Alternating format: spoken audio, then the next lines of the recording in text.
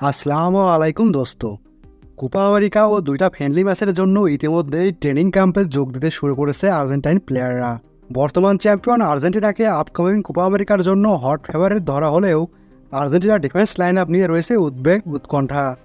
এমনকি রিপোর্ট অনুসারে Lionel Scaloni কিছুটা উদ্বিগ্ন ডিফেন্স লাইন আপ নিয়ে। চলুন দেখে নেই আর্জেন্টিনার ডিফেন্স সেট আপের পজিশন ওয়াইজ গভীরতা বিশ্লেষণ।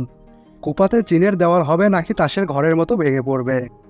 আমি জুয়েল, আপনাকে ওয়েলকাম করছি জুয়েল ইনসাইডে। সঙ্গত কারণে ফুটবল সাভার নাম পরিবর্তন করে জুয়েল ইনসাইড রাখা হয়েছে। দোস্ত, আর্জেন্টিনা দল এক নজরে দেখলে খুব শক্তিশালী দলই মনে হবে, কিন্তু এখানেও রয়েছে শুভঙ্করের ফাঁকি। মিডফিল্ড ফরওয়ার্ড লাইন যথেষ্ট শক্তিশালী হলেও আর্জেন্টিনার ডিফেন্স লাইন আপে রয়েছে গুজামিল।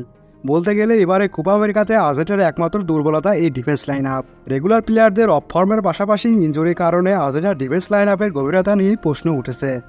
প্রথমেই এক নজরে দেখে নেই কারা আছেন ডিফেন্স লাইন আপে। Marcos Acuna, Leonardo Balerdi, Valentin Barco, Lisandro Martinez, Nahuel Molina, Gonzalo Montiel, Nicolas Otamendi, German Pezzella, Lucas Martinez Quarta, Cristian Romero ও নিকোলাস টেগলিফিকো। এখানে সর্বমোট 11 জন ডিফেন্ডার আছেন, যার মধ্যে থেকে অন্তত 2 জন বাদ পড়বেন। Valentin Barco, Lucas Martinez Quarta ও লিওনার্দো বালার্দির মধ্য থেকে 2 জন বাদ পড়বেন। বিভিন্ন রিপোর্ট অনুযায়ী লিওনার্দো বালার্দির দলে থেকে যাওয়ার সম্ভাবনা বেশি। যাই হোক, এবার পজিশন বাই পজিশন তুলনা করা যাক। আপনি আমি সবাই জানি এখন পর্যন্ত স্কালোনির পছন্দের সেন্টার ব্যাক জুটি হলেন ক্রিস্টিয়ানো রোমেরো ও নিকোলাস অটামেন্ডি। ক্রিস্টিয়ানো রোমেরো বর্তমান বিশ্বের সেরা সেন্টার ব্যাকদের একজন, সে আশীর্বাদ হয়েই থাকবে এই ডিফেন্স লাইনে। কোনো সমস্যা না হলে সেন্টার ব্যাক জুটি হিসাবে রোমেরো ও অটামেন্ডি শুরু করবেন। অটামেন্ডি বেনফিকার হয়ে সাম্প্রতিক পারফরমেন্স লক্ষ্য করলে দেখা যায় সে এখানেও রেগুলার গুড পারফরমেন্স দিচ্ছেন, বাট নট এক্সিলেন্ট। তার গতিও বেশ হ্রাস পেয়েছে, আর বয়স বাড়ার সাথে সাথে এটা স্বাভাবিক বিষয়। জাস্ট 2022 বিশ্বকাপ একটু রিকল করুন।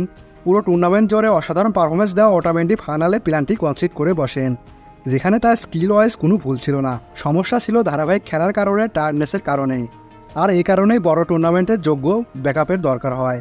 এক্ষেত্রে সবার আগে আসবে লিজান্দ্রো মার্টিনেজের নাম, কিন্তু লিজান্দ্রো মার্টিনেজও বলতে গেলে পুরো সিজন জুড়ে ইনজুরিতে ভুগেছেন। মোট 3 বার বিগ ইনজুরিতে পড়েন লিজান্দ্রো। যদিও এফএ কাপের ফাইনাল ম্যাচে ম্যানচেস্টার সিটির বিপক্ষে দুর্দান্ত কামব্যাক করেন লিজান্দ্রো এবং ম্যানচেস্টার ইউনাইটেডকে শিরোপা জেতাতে গুরুত্বপূর্ণ ভূমিকা পালন করেন।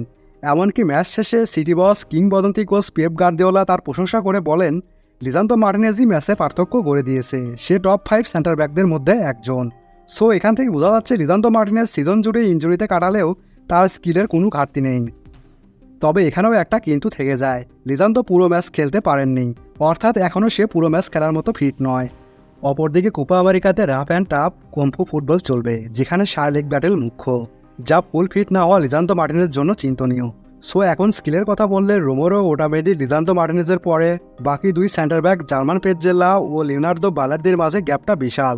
তরুণ বালার্দি ফর্মে আসেন, তাকে অ্যাপ্রিসিয়েট করব, তবে পেজ্জেলার মতো সেন্টার ব্যাক যে কোনো দলের জন্যই বোঝা বলে আমি মনে করি। ফলে সেন্টার ব্যাকদের গভীরতা নিয়ে প্রশ্ন উঠেই যায়। এক্ষেত্রে আর্জেন্টিনা ফ্যানদের দোয়ায় রাখতে হবে ক্রিস্টিয়ান রোমেরোকে, তার পুরো টুর্নামেন্টে ফিট থাকা খুবই জরুরি। এবার আসি রাইট ব্যাক পজিশনে। এই পজিশনের অবস্থা আরও খারাপ। রাইট ব্যাকে প্রথম পছন্দ নাভেল মোলিনা। 2022 বিশ্বকাপে যে ফর্মে ছিলেন এখন তা নেই। অ্যাথলেটিকো মাদ্রিদের হয়ে এই সিজনে তার পারফরমেন্স ব্যাপক ডাউন করেছে। তার ভালো গতি আছে, রাইট সাইডে ডিপল মেসির সাথে ভালো কানেক্ট করতে পারে মোলিনা, কিন্তু তার এই সাম্প্রতিক অফ ফর্ম চিন্তা বাড়াচ্ছে। আমি মনে করি মোলিনা স্কালোনির একজন প্লে প্লেয়ার, তার ফর্মে ফেরা খুব খুব জরুরি। মোলিনার ব্যাকআপ হিসেবে থাকবেন মন্তিয়েলের অবস্থা আরও বাজে। সেভিয়া থেকে লোনে গিয়েছিলেন ইপিএল ক্লাব নটিংহাম ফরেস্টে, সেখানে গিয়েও ইনজুরিতে পড়েন মন্তিয়েল, তবে সিজনের শেষের দিকে কিছু গেম পেয়েছেন মন্তিয়েল। এবার আসি লেফট ব্যাক পজিশনে। এখানে রয়েছেন 2 চিরচেনা লেফট ব্যাক টেগলিফিকো ও আকুইনা। আমি মনে করি স্কালোনির স্টার্টিং লাইন আপে টেগলিফিকো থাকবেন, সে মোটামুটি খেলার মাঝে আছে। অপরদিকে আকুইনা বড় ইনজুরি থেকে ফিরেছেন, তার পারফরমেন্স নিয়ে আমি কনফিউজড। তবে স্কালোনি নিকো গঞ্জালেসকেও প্রয়োজন অনুসারে লেফট ব্যাক হিসাবে খেলাতে পারেন। নিকো এর আগেও খেলেছেন এই পজিশনে এবং বেশ ভালোও করেছেন। ওভারঅল দেখা যাচ্ছে ইনজুরি প্লাস ফর্মহীনতার কারণে আর্জেন্টিনার ডিফেন্স লাইন আপ নিয়ে শঙ্কা থেকেই যায়, আর এখানে আর্জেন্টিনা টিমের ডিফেন্স সেট আপের গভীরতা নিয়ে প্রশ্ন উঠে যায়। তবে আমি বিশ্বাস করি সেন্টার ব্যাকের রোমেরো ফিট থাকলে, তার সাথে কলা গাছ দাঁড় করালেও জুটি বেঁধে তাকে নিয়ে কাভার দিতে পারবে রোমেরো। বড় শঙ্কার জায়গা হচ্ছে লেফট ব্যাক ও রাইট ব্যাক পজিশন, বিশেষ করে নাভেল মোলিনার ফর্মে ফেরা খুবই জরুরি। এখন মাস্টারমাইন্ড স্কালোনির হাতে 2টা ফ্রেন্ডলি ম্যাচ আছে কোপা শুরুর আগে। এই 2 ম্যাচেই সব ঝালাই করে ডিফেন্স সেটআপ ঠিক করতে হবে, একটা শেপ দিতে হবে স্কালোনির। এখন কোপা আমেরিকা শুরু হলেই বোঝা যাবে আর্জেন্টিনা ডিফেন্স সিনের প্রাচীর হয়ে দাঁড়িয়ে থাকবে নাকি তাসের ঘরের ন্যায় ভেঙে পড়বে। আপনি কি মনে করেন অবশ্যই কমেন্ট বক্সে জানাবেন। সাবস্ক্রাইব, লাইক, ফলো করে সাথে থাকবেন। ধন্যবাদ সবাইকে।